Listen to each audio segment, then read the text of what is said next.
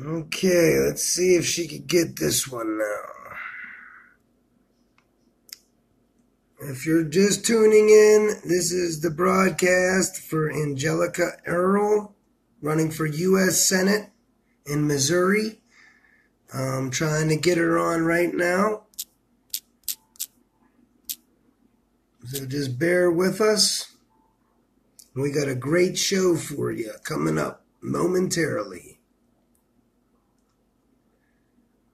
Okay. Okay, I just put you on there, so let's see if I can add you in now. It says to add Jack Archer, but not Angelica. Huh. I just added you, Angelica. So there should be an invite in your notifications. If you want to X out and then come back through the notifications bar where you're invited.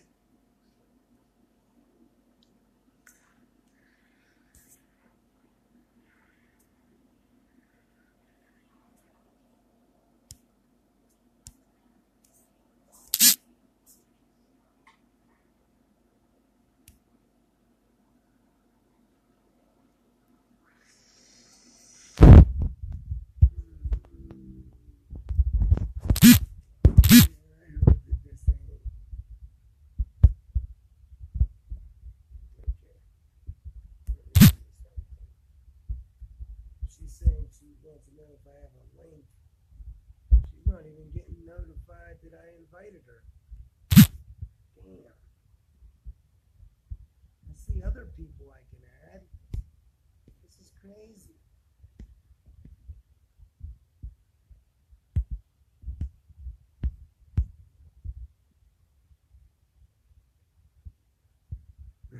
Yeah, I can add Jack Archer.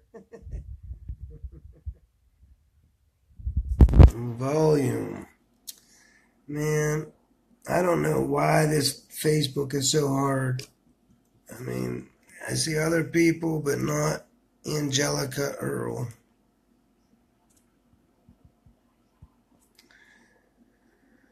Wow. She said she don't see it.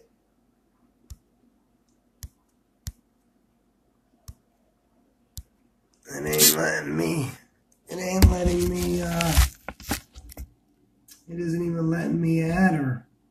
Well, she's in the comment section. We may have to just do the show like that and watch her comment. And I'm sorry. That's the only other alternative. For some reason, Facebook is really censoring us and killing us. I mean, this isn't that hard to figure out. I sent the this is a new feed. I had to redo it. I invited Angelica Earl. She's not able to get on.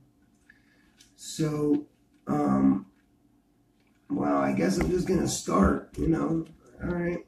I'm just gonna talk about what I was gonna talk about, and maybe she can follow along in the comments and let us know if she agrees or disagrees. We'll have to play it by ear. This is still an informal thing. We just want to get this information out. Well, anyway, Angelica Earl is running for U.S. Senate in Missouri.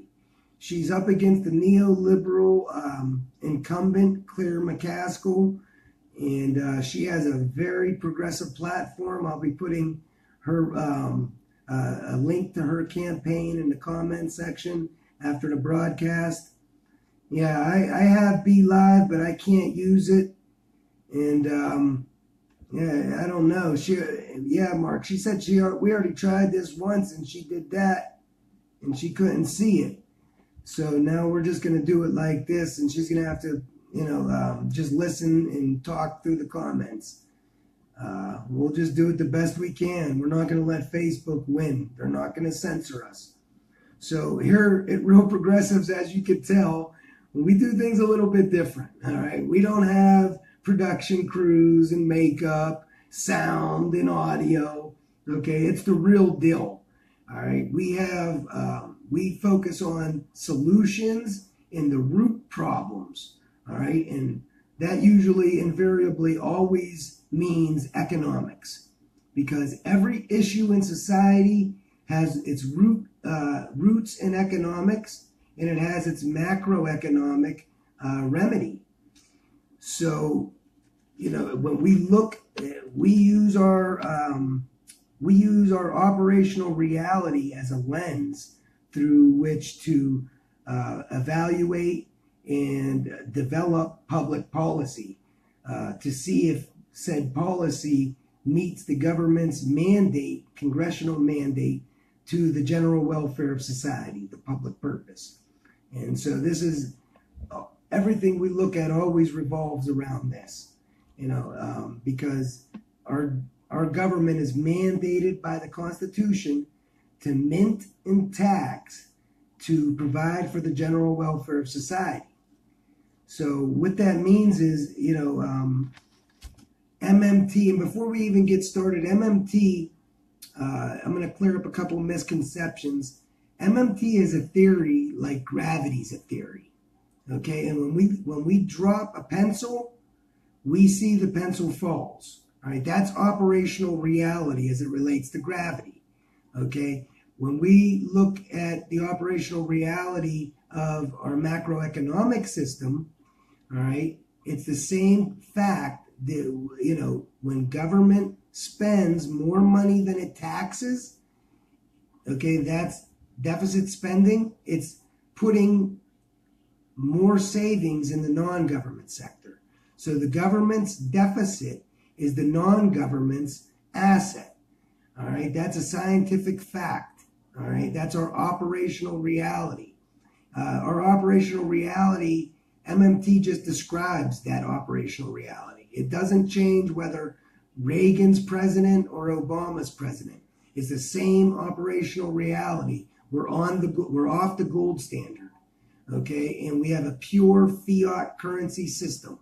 So that reality doesn't change, and that reality is pretty revolutionary, because it means federal spending is no longer limited by gold reserves, or we no longer have to defend a fixed exchange rate, because government doesn't exchange gold for dollars anymore. Government only promises to exchange your dollar to extinguish tax obligations.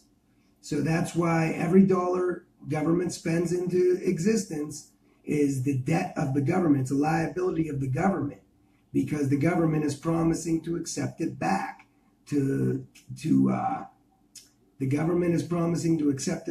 extinguish tax obligations. And it's simultaneously an asset for the non-government, because it extinguishes our tax obligation. So that means that, double entry accounting, every deficit has an asset, it has a surplus. Every deficit has a surplus. The government's deficit is our surplus in the non-government. That's just a scientific fact, okay? She had some difficulties, so she's just going to be commenting, Kia. She's going to be in the comment section. So, the big takeaway from MMT is that the only limit to federal spending is real resources or inflation. And this means that the money part of the equation doesn't matter. All that matters is that we have enough real resources available for people to buy with that money, okay?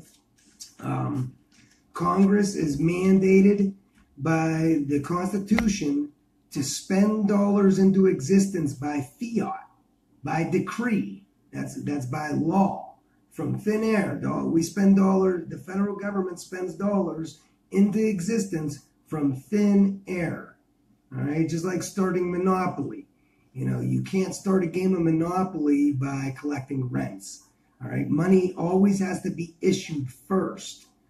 So taxes can't fund federal spending, because there's nothing to tax until government first spends it into existence.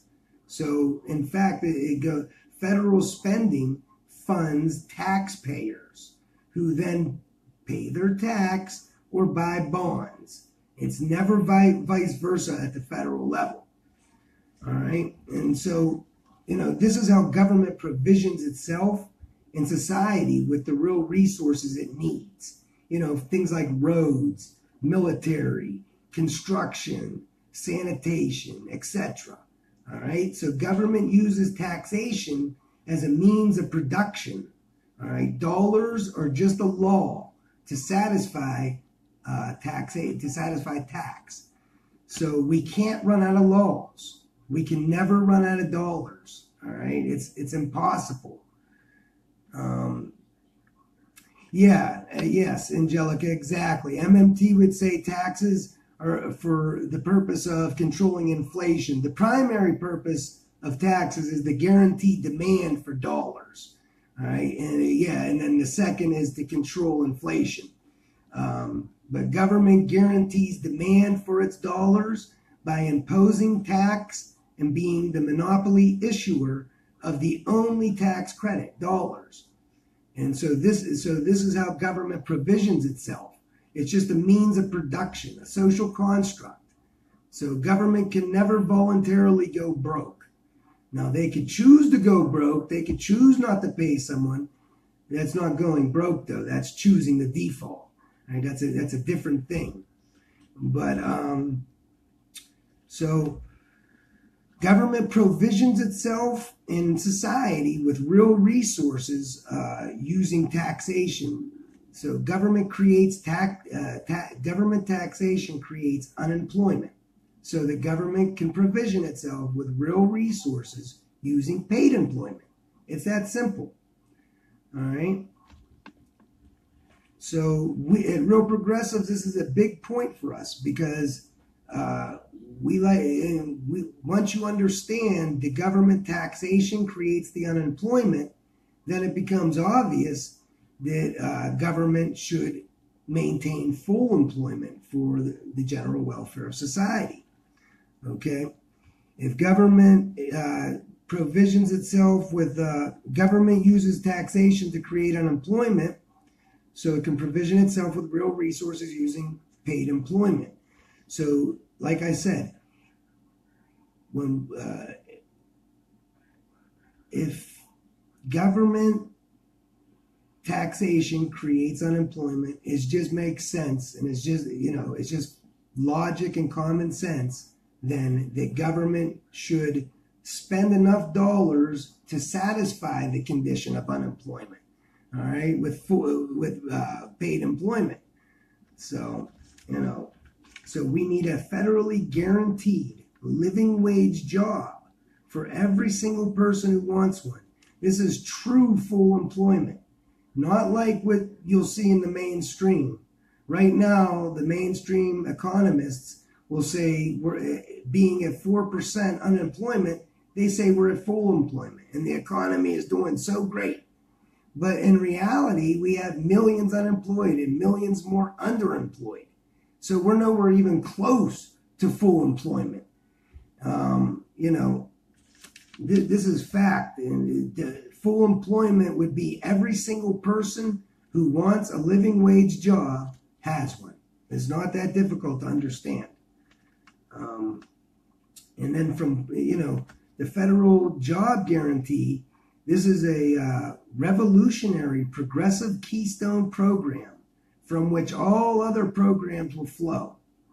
From full employment, we would have labor for single-payer health care, green sustainable energy infrastructure, nationalized education, kindergarten through college.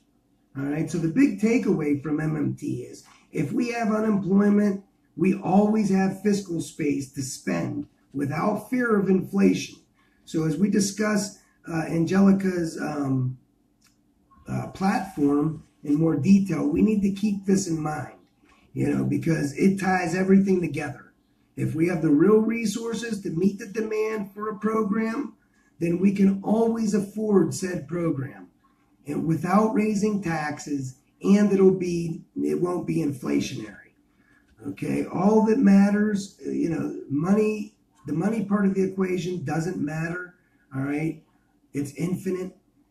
Government always has the exact same purchasing power, infinite. It can always buy everything for sale in dollars. So the money part of the equation doesn't matter. All that matters is we have the real resources available to buy those, to buy with the money. All right. And that brings me to the first part of Angelica's platform, the worker rights. And this is the part I went through, and this is I'm going to start where I think is most important. And I think that has to do with worker rights. And so I want to introduce everybody to Bill Beckwith, and he's in the comments right now. He has a billboard, a GoFundMe billboard campaign. And the primary purpose of this is to educate communities with high unemployment and poverty about the revolutionary nature of the federal job guarantee. Because, change will only come from the bottom up, and people like Angelica need the political cover to be able to fight for these programs. So we think that this is a critically important outreach strategy to directly target the people most hurt by intentionally unemploying people and intentionally creating poverty across America. So if Angelica will endorse the federal job guarantee, we can even put a link to her campaign in the GoFundMe site, so that people that are learning about the job guarantee can then be redirected to Angelica's campaign, and they would know automatically that Angelica represents labor first and foremost, because the federal job guarantee gives labor its leverage back. This is how you empower labor against the predatory nature of capitalism. And it really, the federal job guarantee destroys the existing power structures of capitalism. And so I think it would be wise for any politician to feature this in their platform, because it's such a winning message, because it affects the problems that are so important to average people, from racial profiling to sexual harassment, gerrymandering, local corruption. It makes the minimum wage the living wage without even a mandate to the private sector. Okay, the federal job guarantee, like I keep saying, this is the revolutionary progressive keystone program from which all other programs will flow. And it transforms society at every level. Real quick, the federal job guarantee makes the minimum wage the federal living wage without even a mandate to the private sector. Either the private sector beats the federal living wage, or they can't attract the labor workforce from the federal living wage job program. So it would transform the private sector in a fundamental way. Private sector would have to value labor now in their business model, or else they wouldn't be able to attract a labor workforce. It's that simple. It would also,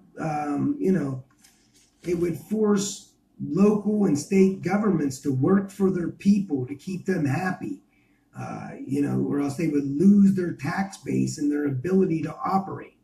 You take a city like Flint, Michigan, that allows their police to terrorize people, and they allow their infrastructure to be neglected to the point where they're drinking poisonous water.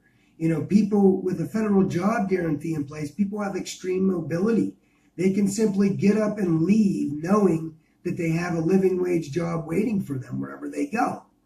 Now, what this would do to the substandard city, they would lose their tax base, and they would lose their ability to operate, because as we know, state and local governments are revenue constrained. So unlike the federal government, who never needs revenue, state and local governments do need revenue. So they would have to, work to keep their people happy. So this is a revolutionary thing. And this is why I would really love to have her on to talk about what she thinks about this federal job guarantee as it relates to empowering worker rights. We'll have to see if she endorses the program.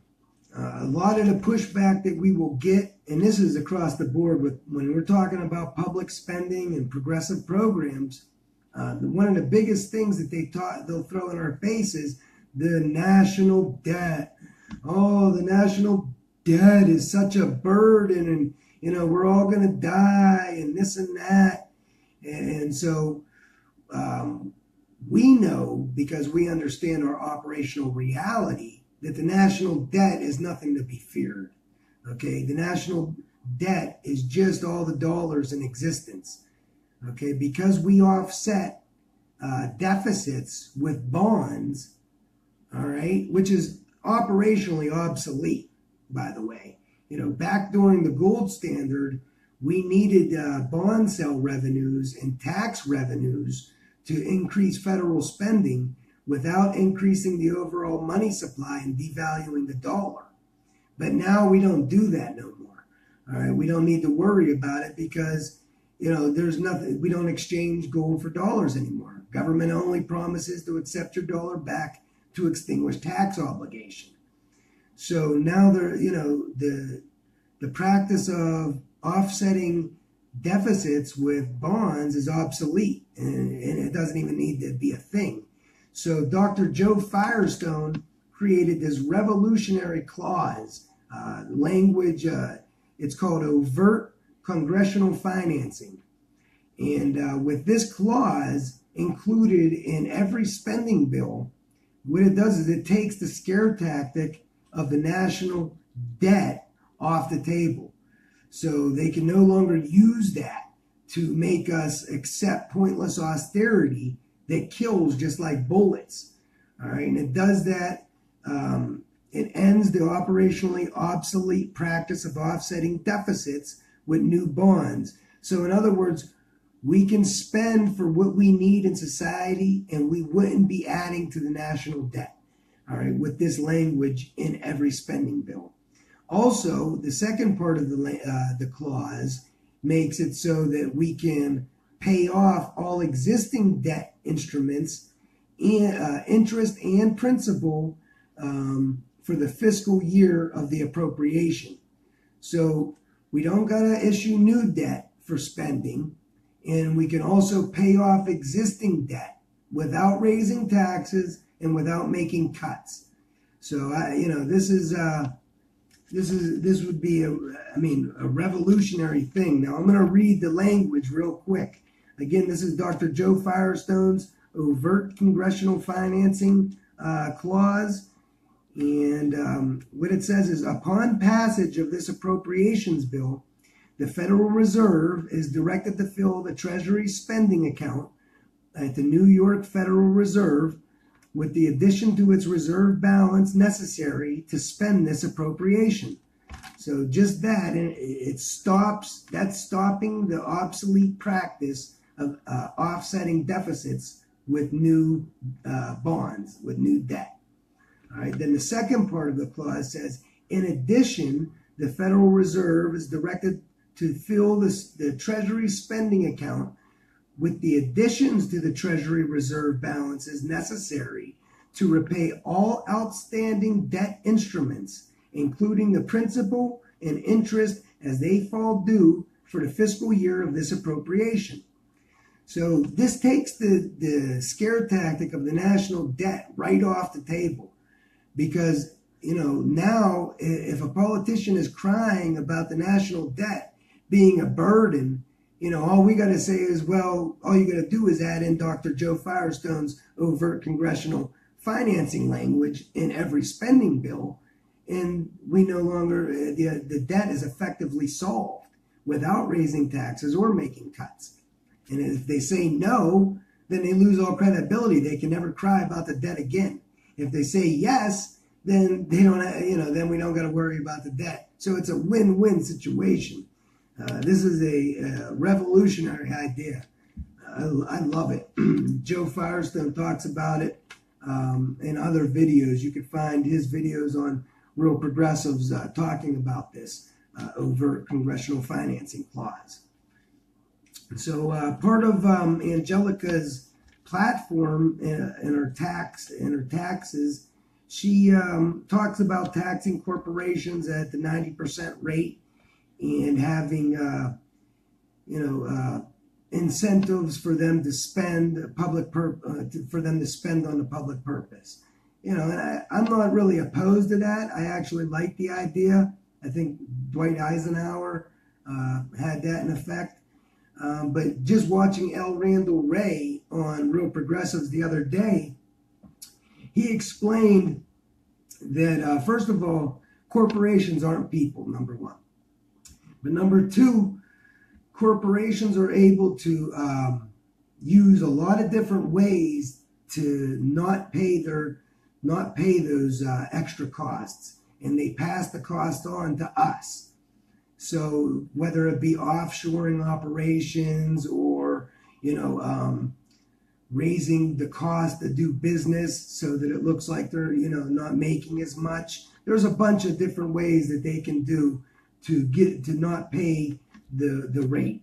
And so L. Randall Wray suggests that we tax all income with a progressive tax.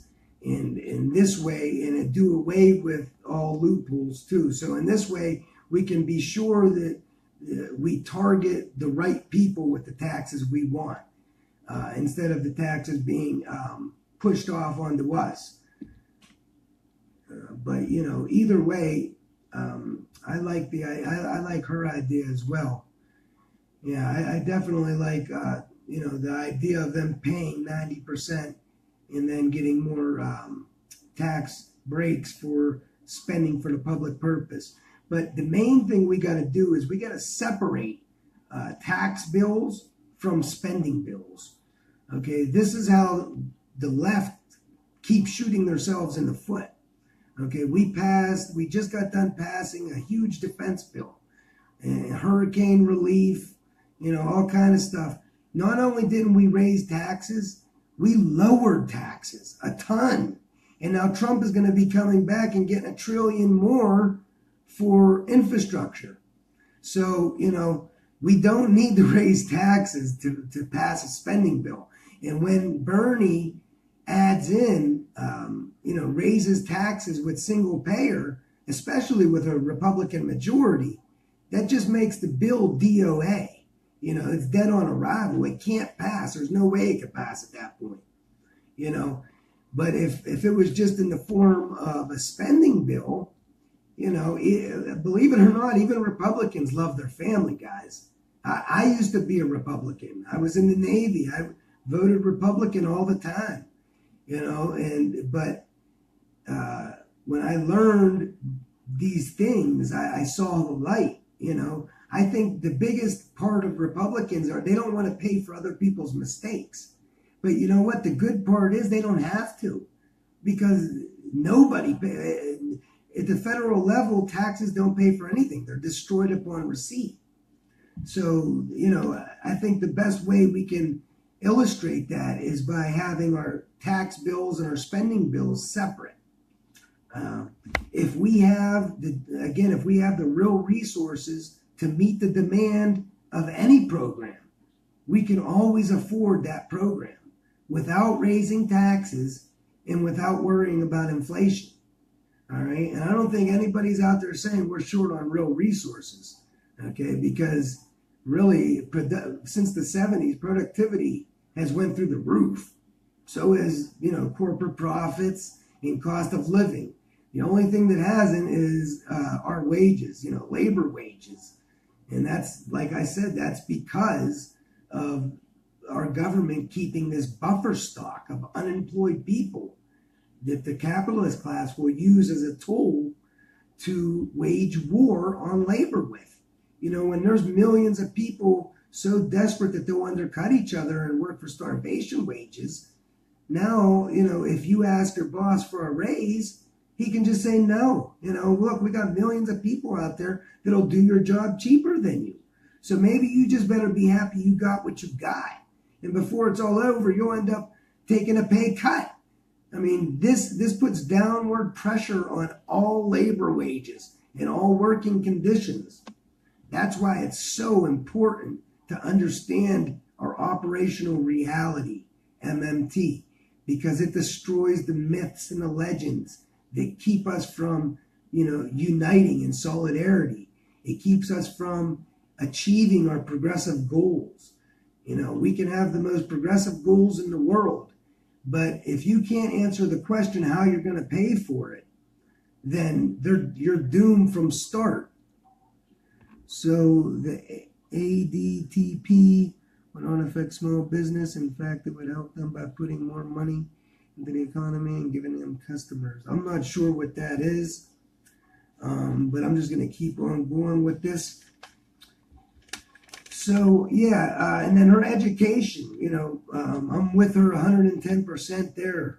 She's against the standardized testing, and, she thinks that, that is obviously wrong to, tell a school that's doesn't have the resources maybe it needs, that, their testing has to reach a certain score.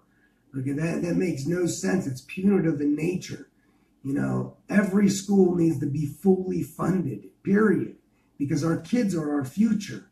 The only thing that matters is we have the real resources available for people to buy with the money. So that means that our kids have to be smart enough and productive enough in the future for us to keep our way of life the same or better than now. So it only makes sense. Now she also talked about free college, especially public college, and I definitely agree with that. I also think we need to, cancel all student loan debt, and make public colleges free. The federal job guarantee here too, we can have things like a public-private partnership, where private companies get free labor paid for by the federal government, and they learn on the job with the private sector, for, jobs that are, needed, more skilled jobs and stuff like that. There's literally a million different things we could do. And so, in addition to free college, public college, we need, free skills and vocational training.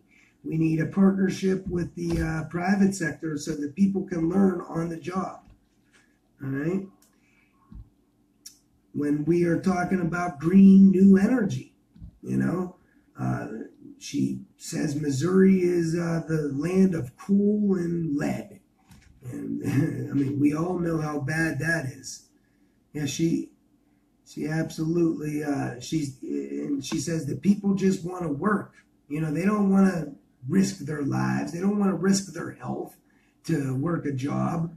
They just want jobs. And right now, green energy is cheaper than fossil fuels. Trump has to put a tariff on solar panels just to keep, coal competitive. Plus, we give these people so many subsidies every year. Why on earth do we do this? All right. We need to attack climate change now. But even if climate change wasn't a thing, it only makes sense that we should invest in sustainable energy. Fossil fuel is a finite amount. So, that affects our standing in the whole world. We should be using hemp to substitute for oil everywhere we can. We should be transitioning to, hydro and geothermal and solar and wind right now, because it's already very, very cheap. And pretty much anything oil can do, hemp can do better. So we could be subsidizing green energy, all right, and have tons and tons of jobs, and all this, this is what full employment does. This is what the federal job guarantee does too, because it gives us all the labor we need for all of these programs. All right. And no matter what you say, green energy, infrastructure, education, single payer, right now there's unemployed people in each of these fields. Okay, so we can have these people working in the fields we need them in right now. And then also we can be training people, in other areas. So the federal job guarantee is an inflation anchor, okay, because inflation happens when demand outstrips supply. So that means that with a federal job guarantee in place, if we got unemployment, that means we got untapped productive capacity.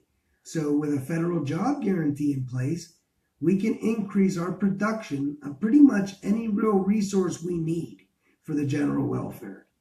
I mean, people will say you can't increase land and things like that, but really even that, I mean, there's a certain point that you can't anymore.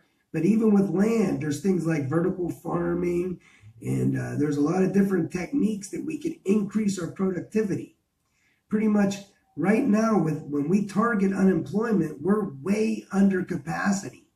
So that's artificial scarcity, right? That's pointless suffering and death for no reason.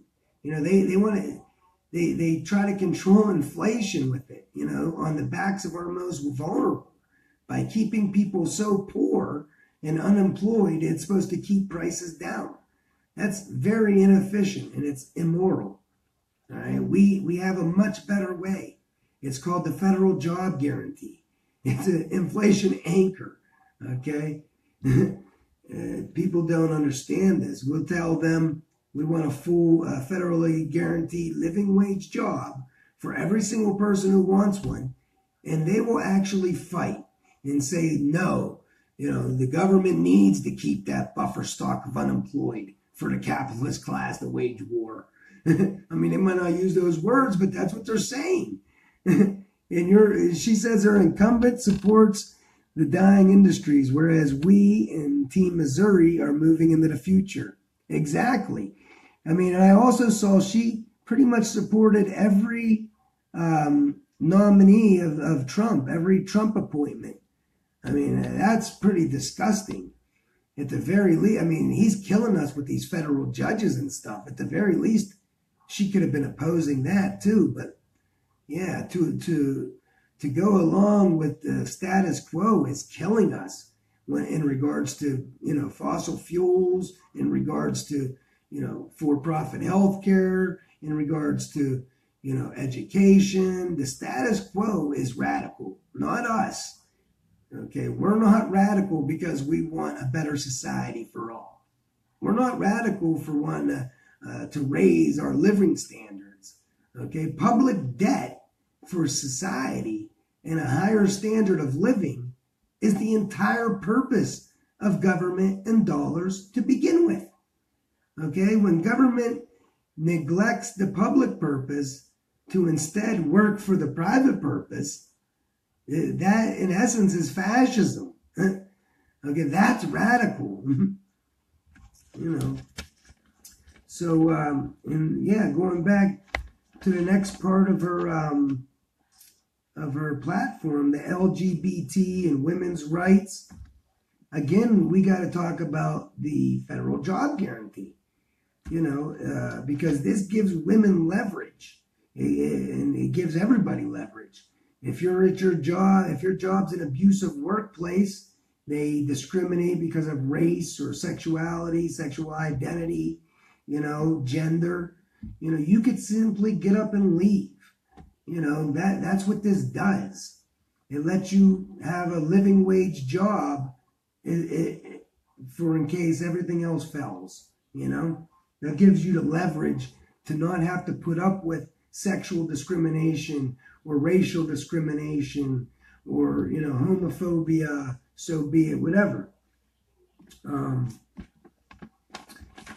then when we look at, criminal justice, she talks about criminal justice in her platform and opioids, and we agree 150% there.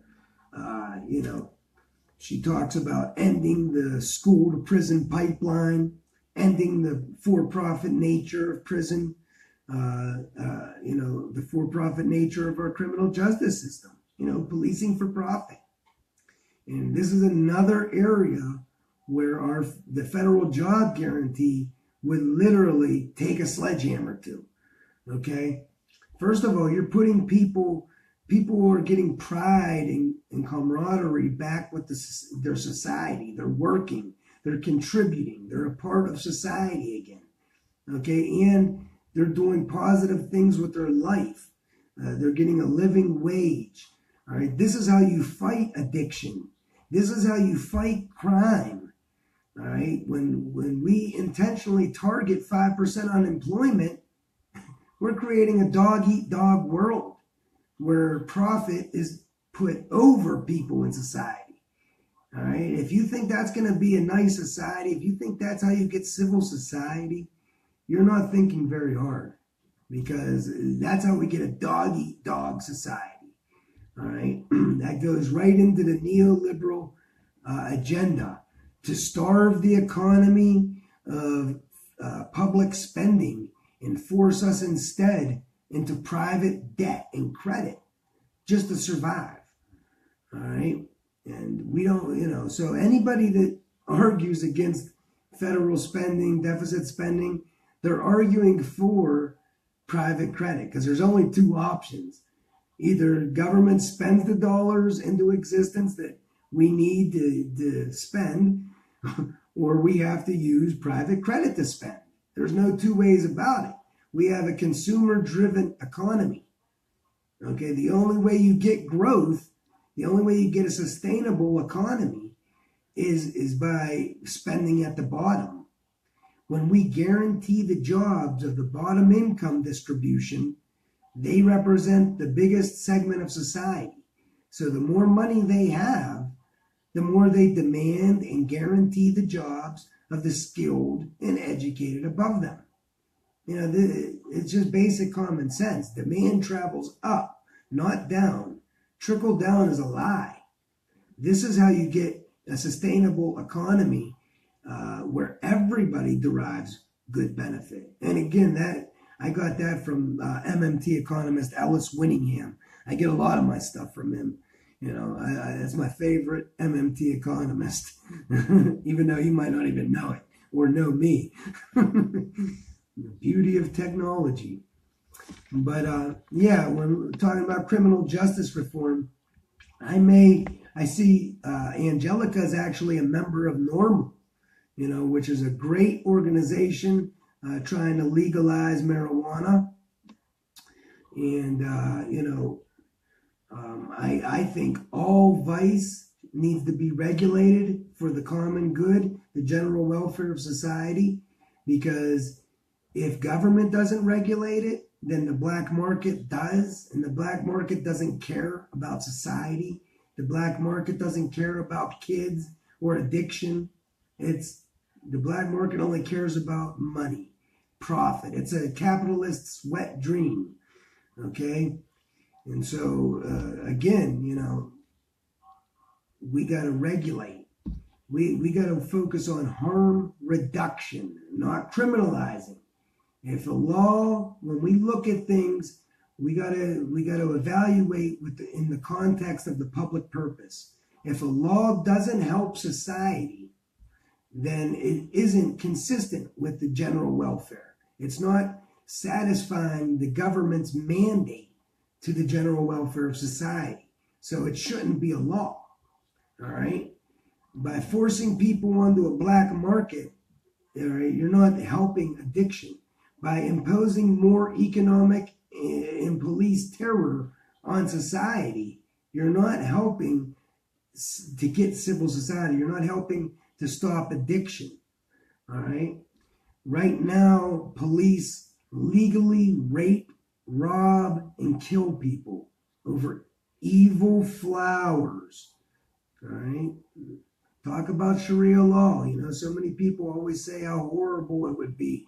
Well, look around. This is basically what we got right now. If a cop thinks I got a flower in my ass, he can take me to the hospital and have me raped. This is sick. And just so you know, rape has nothing to do with sex. All right? It's about power. All right? And half the time, it's not even about finding drugs while they're doing this. They're trying to get you to rat on other people. And so they use that as leverage. You know, they in my town, they raped this poor young girl for 5 hours. It was so bad she had vaginal tearing, looking for weed, and they never even found it. But it wasn't even about the weed. They saw her with a black guy in the car, and they pulled her over. They thought he was a drug dealer. They wanted her to rat out that guy, and this is what they did to her. And you know, this is radical stuff. And when I'm talking about it, people think I'm the radical. You know, most people don't even care. They don't believe this stuff happens. But it does every day in our country. And if you think that this is how you get civil society, again, you're not paying attention. When we treat our people like enemy combatants, we can't be surprised when they respond like insurgents. All right? It's nature, you know? So I think we would be much better. And also, drug law has nothing to do with public safety. Okay? Just think about it. Just about every single illegal drug has a synthetic counterpart on the for-profit healthcare side. And it's always more addictive and more toxic. Okay? So it has nothing to do with public safety. All right? Now, the big pushback I get is people will say, oh, well, if drugs are legal, everybody's going to be doing drugs. And they think demand will explode. They think people everywhere is going to want to wake up tomorrow and do drugs, you know, and that's just not the case. You know, tomorrow, professional people that went their whole life not succumbing to drugs are not going to wake up tomorrow and suddenly, because it's legal, want to be a crackhead. I saw economist Fidel Kaboub on the comments. Let's see if he's here. Fidel, tomorrow, if all drugs are legal, are you going to wake up and want to be a crackhead? Are you going to wake up and want to shoot heroin? Yeah, I didn't think so. Fidel's a little bit too smart for that. Most people are. That's not how drug addiction works. Okay, yeah, there's always outliers. We're talking about, you know, the majority. You know, most people are susceptible to addiction when they see their own existence as being hopeless and as being, you know, when they're tormented and when they don't think things could get better, when their life is shit. Okay, then they want to get anesthetized. They want to get obliterated, you know. So the way you deal